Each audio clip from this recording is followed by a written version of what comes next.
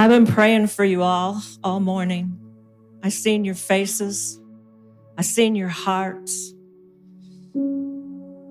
God's been showing me that a lot of you, in fact, most of you, from the moment you opened your eyes, he was speaking to you this morning, telling you of his great love. So then he said, write this down and tell them. He said, what you are looking at with your eyes is not reality.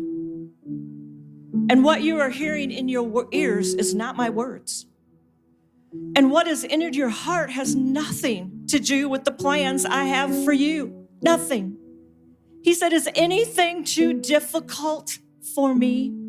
He said, ask them, is anything too difficult?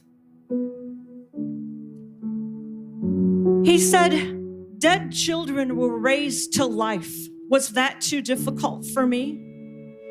He said, fathers seeing their sons come home from afar off. Was that too difficult for me to turn a prodigal back their hearts to me? He says, I even stopped time itself so Joshua could win a battle. I stopped time.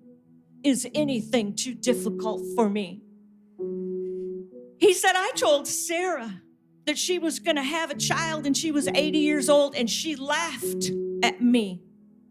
But I said to her, is anything too difficult for me? Have you laughed at the Lord for the plans that he's put in your heart? Or are you listening to something else?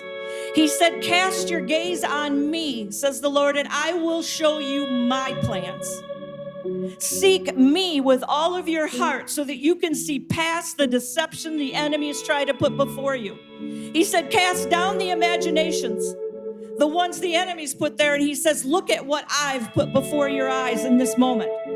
What the enemy's putting there is not truth. He said, I am the truth. I am the way through this hard place. I, the truth, am speaking to your heart.